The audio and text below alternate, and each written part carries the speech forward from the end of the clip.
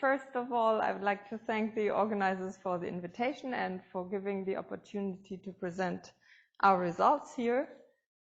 And before I start, I would like to thank my group and my collaborators, some of who are also here, which is really nice. But I want to emphasize that the work has been carried out mainly by my PhD student, Parisa Mohtari, and she took all these nice measurements, and she was helped by a postdoc, Ulrike Stockert. Okay, so I'm going to present the results on ytterbium aluminium 03, and the main results are that we see a strong magnetic contribution to heat transport in this quasi-1D chain material, and we see 1/3 and 1/5 magnetization plateau phases. So as a motivation, we have the Heisenberg spin chain Hamiltonian here, in which when you come from the ground state and you create a spin excitation, so you flip one spin, then you basically create these two domain walls, and without further cost of energy, they can move apart. And so you go from this spin 1 excitation to 2 spin 1/2 excitations. And these are called spinons, and they are spin 1/2 particles. And our aim is to detect them by thermal transport. You can also measure neutron scattering, and then, as we've seen already today, you get a continuum spectra. So here's a spectrum of two particle continuum, and it has a lower boundary like this and an upper boundary like this, and this energy scale is given by the coupling parameter here.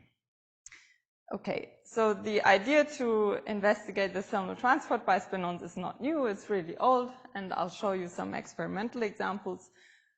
But theoretically, it's a really hard problem. There's still, as we see at this conference, many people working on this. And one of the problems is that if you just take the simple model, the thermal conductivity should diverge due to conservation laws, but this is never observed. There's a review article on the theoretical efforts. Okay, when I think of thermal conductivity, I immediately know that this is tightly related with the specific heat.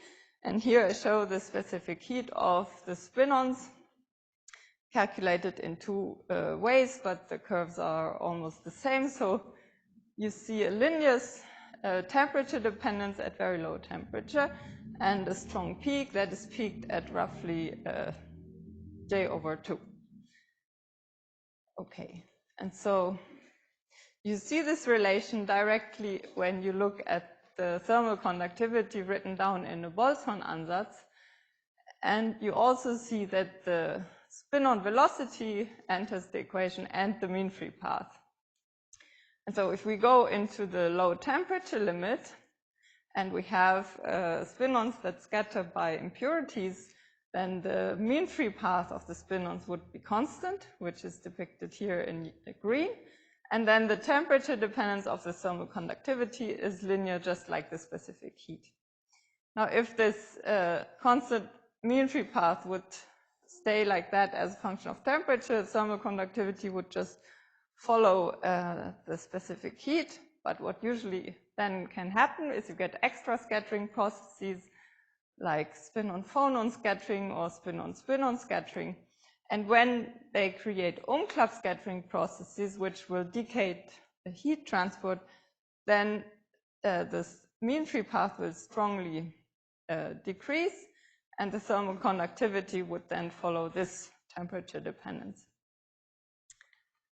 Okay, and in our materials, we always have phonons in any crystal, so that's why I want to remind you of how the thermal conductivity in a clean insulator looks like, which would be a pure phononic system. And there the behavior is basically the same. At low temperature, you get the T cube from the specific heat. And then at high temperature, instead of just following the specific heat that will stay constant, the decreasing mean free path kicks in and brings the thermal conductivity down because of phonon-phonon Umklapp scattering processes. Okay, now, in principle, we can have heat transport by phonons and then also by spinons, so different transport channels. And normally there could be electrons as well, but we are looking at insulators, so this doesn't play a role here. And then when you start from the non-magnetic crystal, you would have just this phonon contribution, and then you add spinons. In the first to first order, you would just have an additional term here to the conductivity, and your total thermal conductivity would go up. But if there's strong scattering between spinons and phonons, both of these contributions can go down. So when you see changes in your thermal conductivity and it goes down, sometimes it can be hard to distinguish these different effects. And just as was mentioned already today, is that to see the thermal transport contribution of magnetic excitations, there must be a spin-on-phonon scattering. And that's because you create your heat with a heater in form of phonons, and then to have additional transport, the heat must be transferred somehow to the magnetic excitations. Okay, so I want to present 3 examples of spin chain and ladder materials that have been studied where different effects like that have been observed. So the first one is these Carbooxide materials, which are spin ladders with very large J, much larger than the Debye temperature. And so when you look at the overall curve, this is just the normal behavior of phonon heat transport. But when you measure then the thermal conductivity along the chain direction, you see this strong extra enhancement here for both materials. So your total thermal conductivity goes up because you have this extra spin-on or magnetic contribution. And so then from this and the specific heat, you can calculate the mean free path as a function of temperature. And they find that it decreases exponentially at high temperature, or not, so around 100 or 200 Kelvin. And this can be explained by the spinons or magnetic excitations that are scattered by phonons.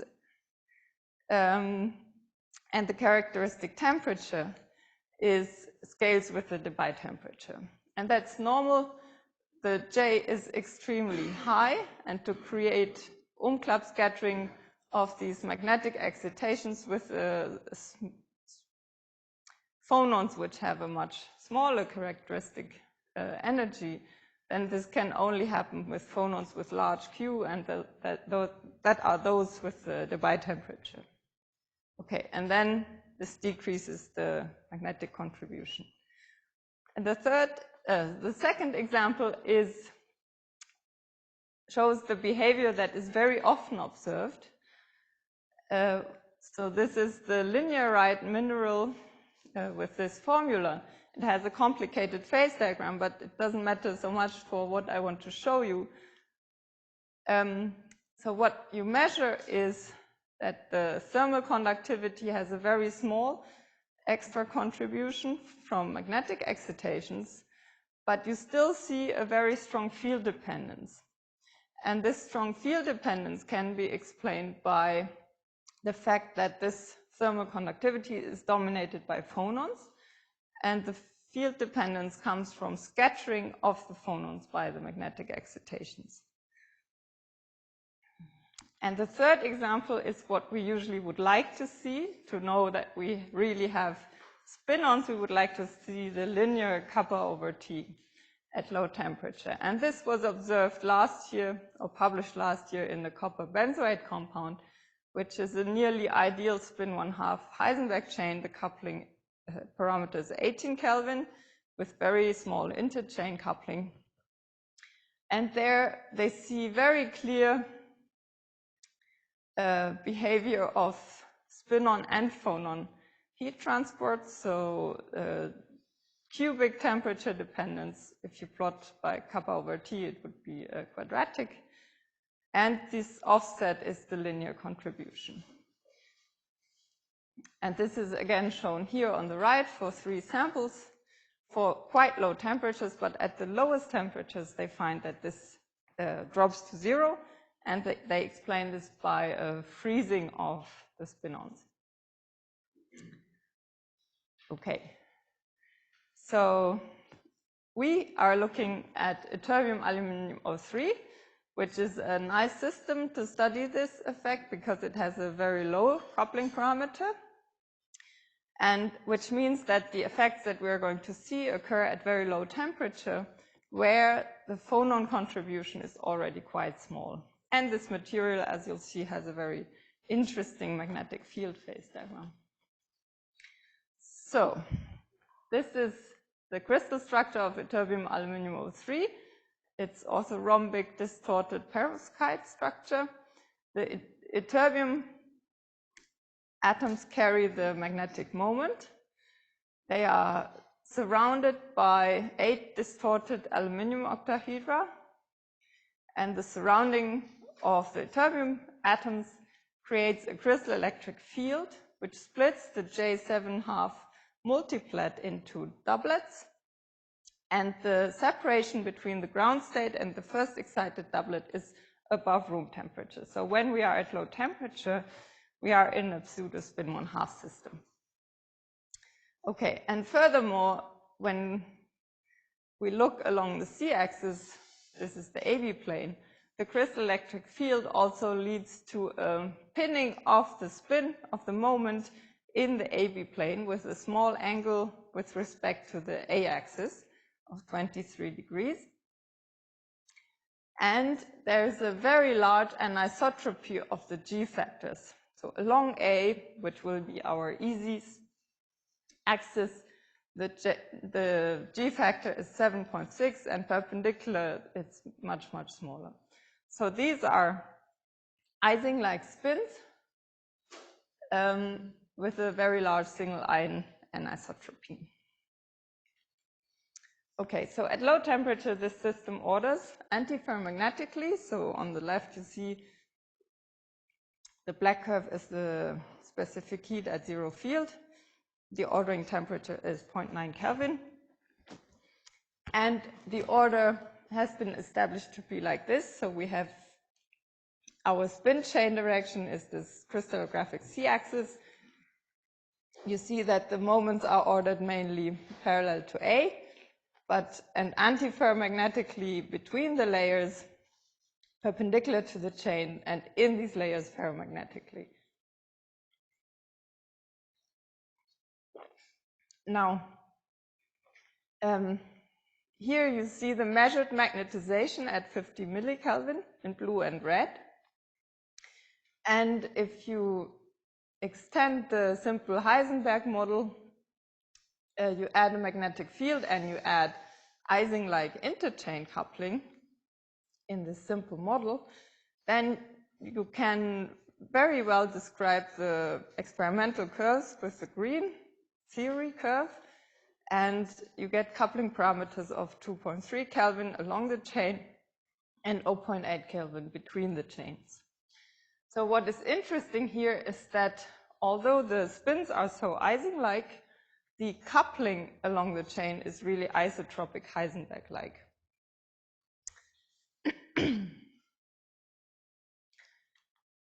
Okay, so when we measure the excitation spectrum above the ordering temperature, so this is 1 Kelvin, we get a very nice spin-on spectrum, as in theory. And when we go to very low temperature, then there's a gap opening, but we still have this continuum here. And this can be understood.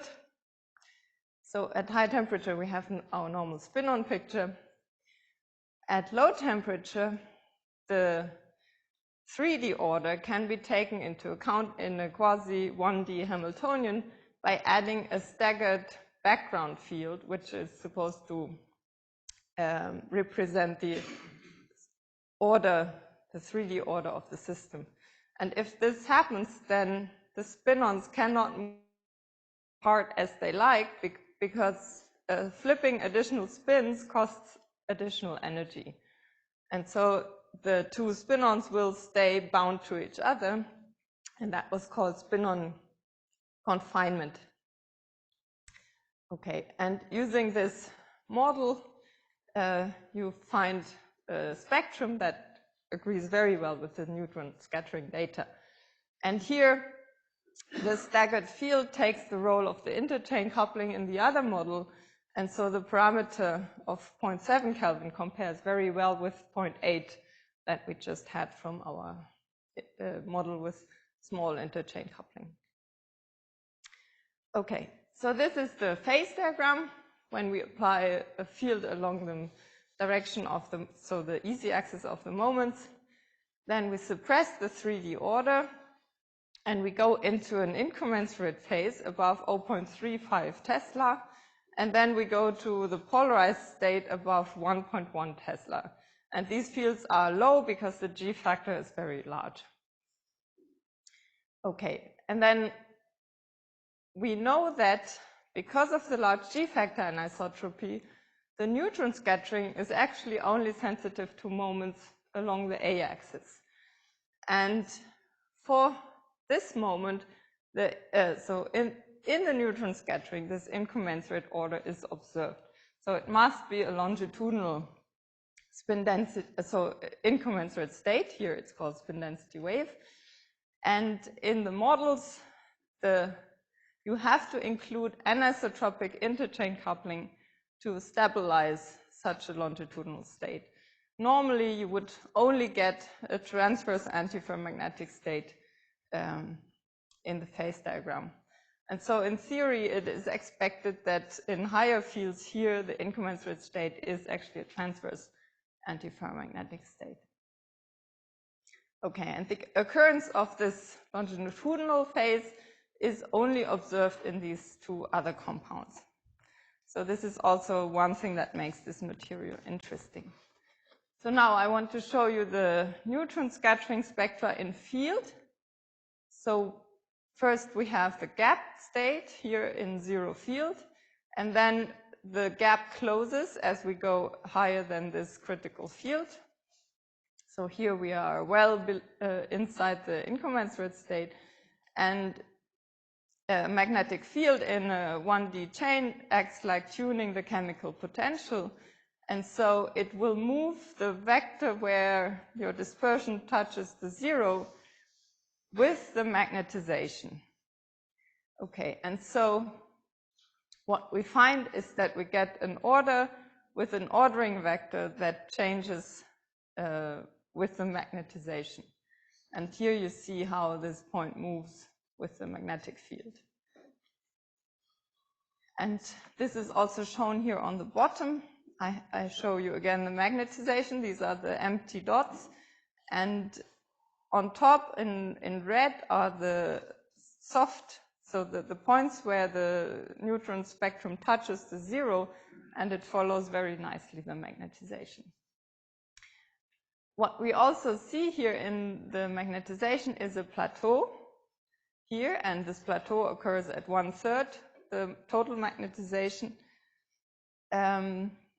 And this type of which means that the ordering vector locks in a certain field range into a commensurate wave vector of Q is 1 + 1/3, which corresponds to an up-up-down state. And this type of plateau could be reproduced in DMRG calculations where they included next nearest neighbor interactions. Okay, so this phase diagram is actually exactly the temperature range and the field range that I can cover with my experiment. So we do measurements of thermal conductivity down to 30 millikelvin and in fields up to 8 Tesla, and we use the standard method. We have a sample that is clamped to the cold bath, we heat on the other side, and we measure the temperature gradient with 2 thermometers. And that's how it looks in the real experiment. Okay, so as I've shown you, we have to know pretty exactly, or it's good to know what your phonon contribution is, and therefore we go to 2 places in the phase diagram where we are pretty sure that we can see the pure phonon contribution. And this is either in zero field, where we are deep inside the gapped state, so where all the magnetic excitations are frozen out, or in 2 Tesla, where the Zeeman field actually creates this gap. And so what I show here is kappa over t squared. So this is the way Parisa decided to plot her data. And it's because the phonon contribution, if it's cubic, then would show up as a line, and departures from it you can easily see. So zero field Tesla and 2 Tesla data are shown here, and you can see that at low temperature, where we expect to see pure phononic contribution, they are exactly on top of each other. Now, in the very low temperature limit, it's really a cubic temperature dependence as expected. And using the slope here, we can and the sound velocity, we can estimate the mean free path, and it's around 200 micrometers, which is approximately the size of our sample. So we are really in the ballistic regime, and this opens up the possibility to explain why this exponent here seems to be higher than 3, because this can occur when hydrodynamic transport happens. Another possible explanation would be that our phonon contribution is actually following the blue line, and this would be an extra contribution from thermally excited quasiparticles, but so magnetic particles. But since both curves are exactly on top of each other, this would only occur if the gap in the 2 Tesla and 0 is exactly the same or similar. And yeah, I rather tend to think that this is the phonon contribution, even if it's not perfectly TQ. Okay, and what we then see is that in 0 Tesla, the thermal conductivity is strongly suppressed compared to the 2 Tesla. And this can be explained in a picture where we have strong scattering of the phonons by magnetic excitations. And the data are actually very similar to an antiferromagnet that has been studied a long time ago, iron chloride, where they also see the strong suppression compared to the cubic temperature dependence. And this is well below Tn. Tn is here. And in that, they have a model where they can explain this, and this is just the scattering of the strongly dispersing phonons with weakly dispersing magnons. And this could also happen in our material.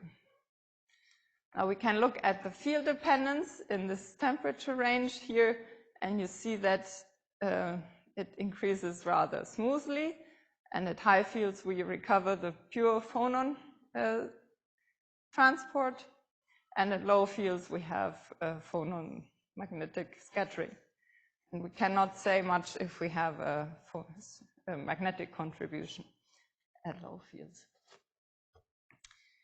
Okay, now let's look at the other fields. This is 0.35 Tesla, so just at the critical field here. You see that the Tn moves down.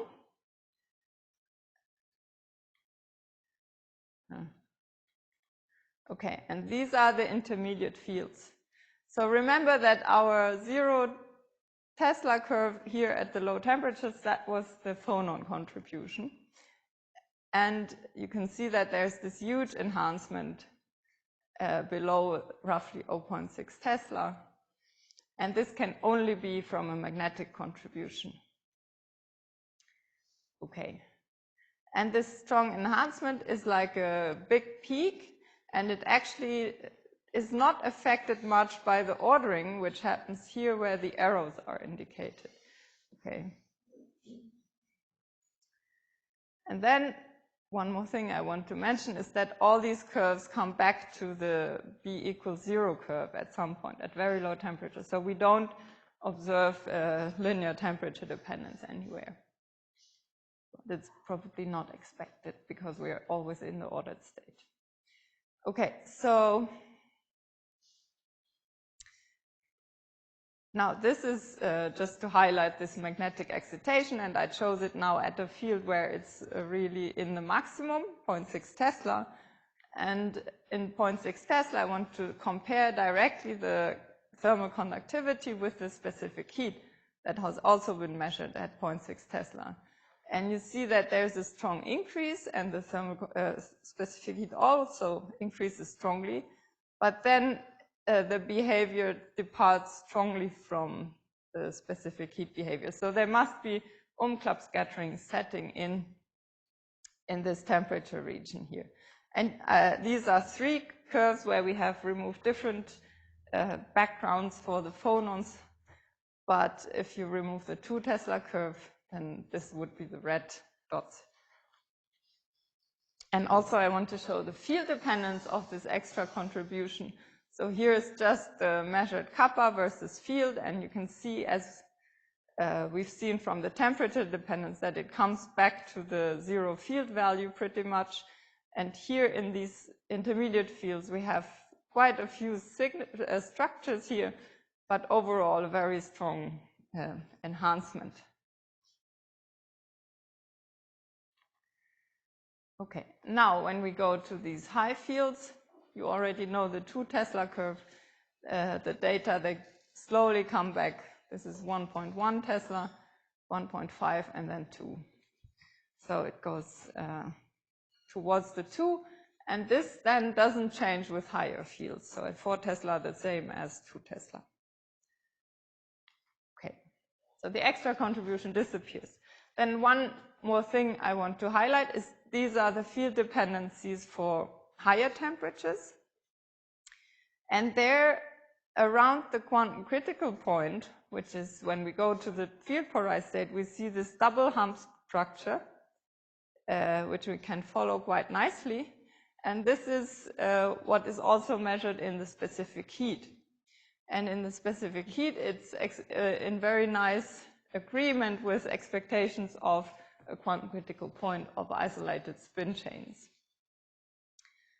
Okay, and we can follow these hump positions in the specific heat and also in the thermal conductivity, and they all fall nicely on these lines.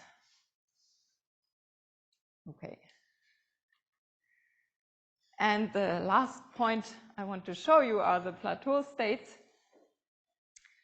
So the green curve on this graph that you've already seen is the derivative of the magnetization. And you see this V shape here at the magnetization plateau.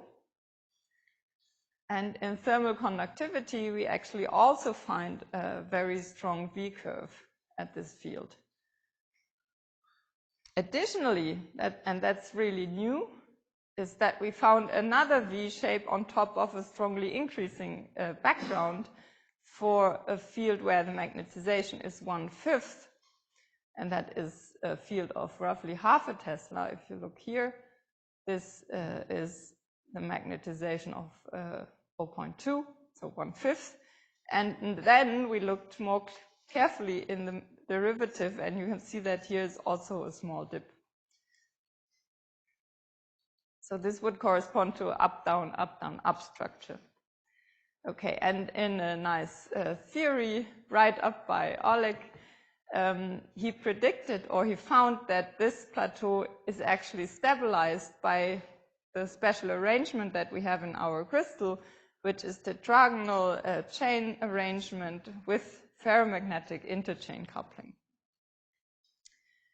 Okay, and then we can, here is more of the data. This is the 1/3 plateau data in the thermal conductivity for different temperatures.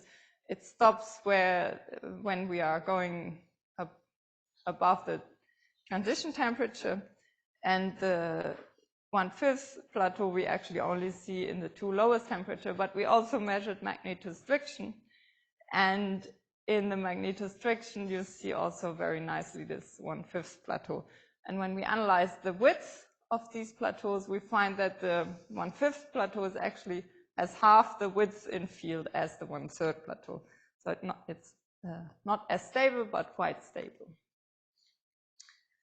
Okay, so this is just the phase diagram with these two plateau phases. And here on the right is the transverse antiferromagnetic state expected. Okay, and with that I come to the summary. I've shown you that Etherium aluminium O3 is an antiferromagnetic isotropic Heisenberg spin chain with Ising-like moments and anisotropic interchain interactions. It's an interesting material with an interesting phase diagram, and the polarized state can be reached with low fields of 1 Tesla, so it's good for experiments. And we carried out millikelvin thermal transport, which is very rich. At high temperatures, we see strong scattering of phonons by magnetic excitations above 0.6 Kelvin. So high temperature is above 0.6 Kelvin. Then below 0.6 Kelvin, we see a strong magnetic contribution to heat transport in intermediate fields. And I've shown you the two plateaus that we have detected. So thank you for your attention.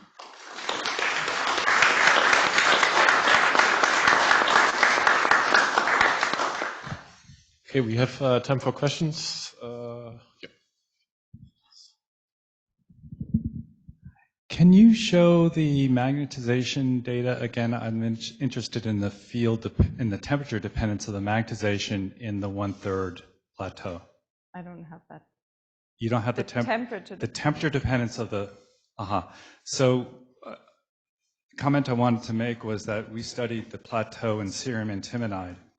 And what we found was there was a huge difference between the temperature dependence of S sub z equals 1 excitations and S sub z equals 0 excitations. And your thermal conductivity reminds me of the specific heat in cerium antimonide. Mm-hmm. It's usually temperature independent. But so it would be interesting to see if the magnetization, if the spin flip excitations mirror that temperature dependence.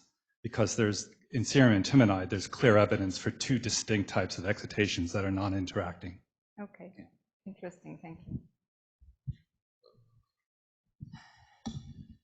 Thank you for such comprehensive and very convincing data, but I'm always amazed that in Etherium compounds, the spin model can be so close to the Heisenberg, although it's an effective spin 1/2. And I'm wondering, and especially in this case, you need to include further nearest neighbors, which you interpret as Ising.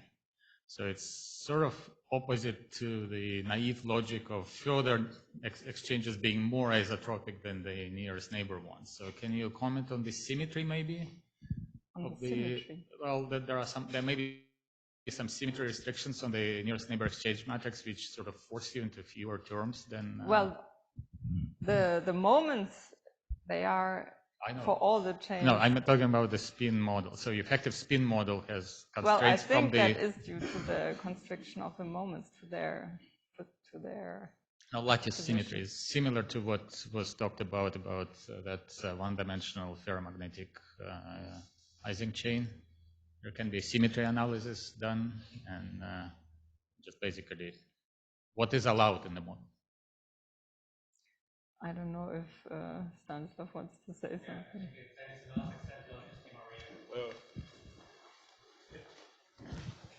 No, Dichalcogenide is allowed from symmetry. That's what Stanislav I think it should not be allowed, but I think all the other terms are allowed, so it can be XYZ model in that case. But yeah, I think the coupling between the chains in that case is mostly dipolar in origin. So that's mostly the reason why it acts as Ising-like in the spin Hamiltonian.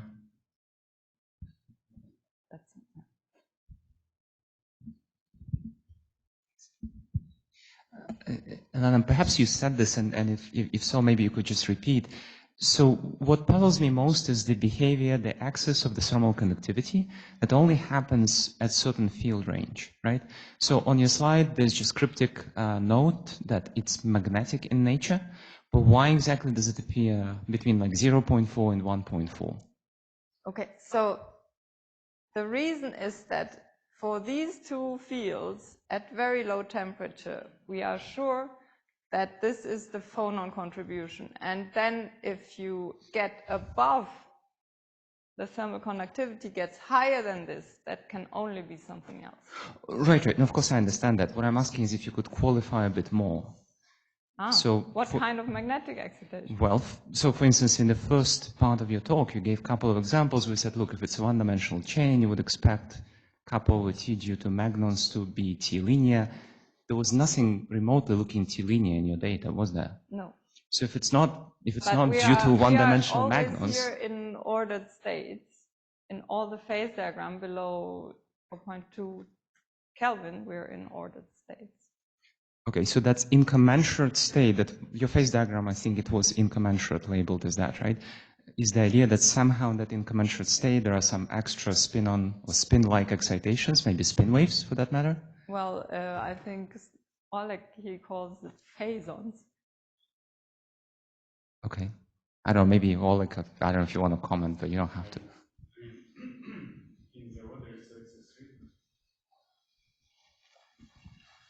If you talk to the Chinese people, they call it Phonons.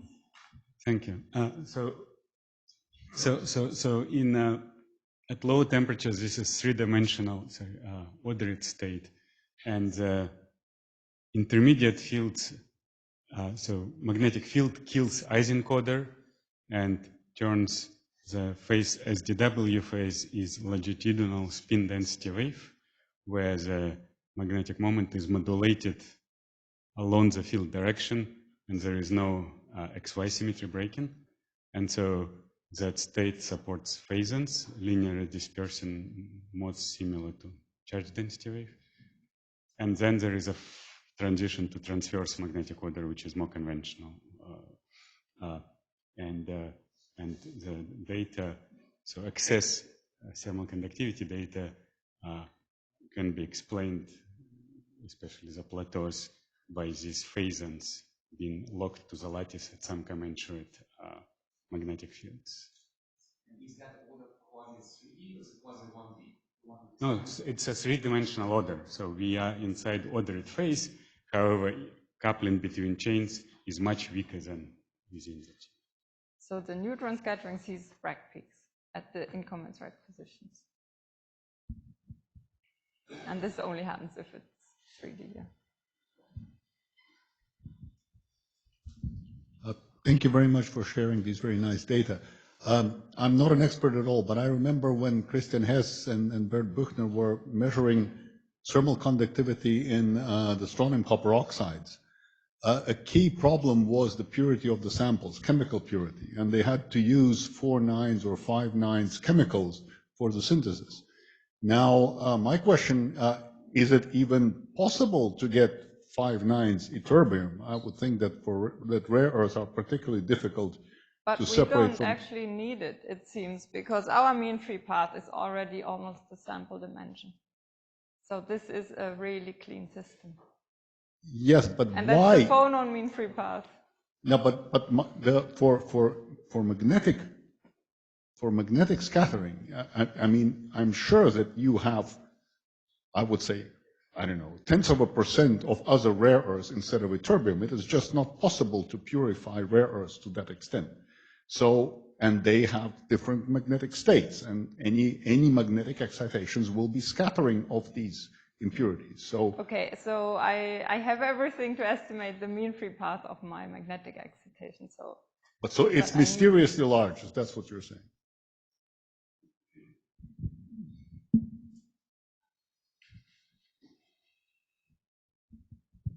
Yeah, maybe, obviously I'm not supposed to comment, but maybe the answer is just the scattering cross-section from these impurities would not be that large. But that's just one speculation. Okay, I wanted to ask something about actually I got quite interested in Oleg's comment. So are there previous reports of phase-on specific heat or thermal conductivity for any incommensurate magnetic state? Actually, that would be quite interesting to me. And second point. You mean in measured experiment? Yeah, in experiment, yeah. Well, there are these. Where it can be clearly identified that it's a phase-on. I don't know. Yeah. Maybe not. Right? And Yeah, sorry, now I forgot in the two other materials which have a very similar phase diagram, which have these longitudinal incommensurate states, these are the copper vanadium materials. There, the J is larger, and you need much larger fields, and so the experiments are much harder. But I mean, just a standard spiral state, magnetic spiral, spin spiral. There are an infinite number of materials. I'm not sure whether there's actually a clear measurement of phase-on modes in the specific heat or thermal conductivity. I only roughly looked at this like a year ago, but I couldn't easily find something. So I think it's quite interesting. Yeah, okay, maybe. Actually, can you say something about why these plateaus are interesting? I couldn't, sorry, that's maybe sounds very combative, but like, could you explain again why we should care about the plateaus? I couldn't. I'll let Alex explain. It's a beautiful data, and you see plateaus because it's longitudinal spin density wave state. It's you won't get plateau if the high field phase was all transverse antiferromagnetic state. It doesn't support plateaus. It's like analog, quasi one-dimensional analog of simple umbrella, which just evolves with the field. But so it's a spin density wave that is unusual, and plateaus are the direct consequence of that. So the ordering moment scales with magnetization, as data shows, and that's a very unique feature of that.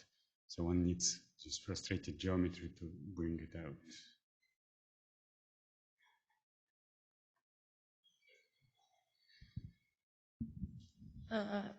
Yeah, thanks. So it's coming back to Sasha's question, and it's a detail, but how sure are you that it's Heisenberg coupling and, within the chains? And, even if it were not Heisenberg coupling, how much do you need it? Because I was understanding that the nearest neighbors was doing a lot of the neighboring chains were doing a lot of the job by, applying an effective staggered field.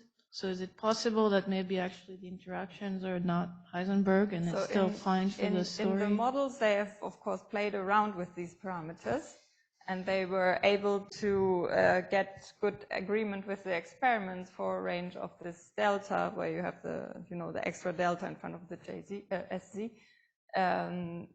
between 0.8 and 1. So it's pretty close to isotropic. Mm-hmm. No, it's just that you could also have, off diagonal. I would imagine these are allowed. I mean, I don't know the structure, but.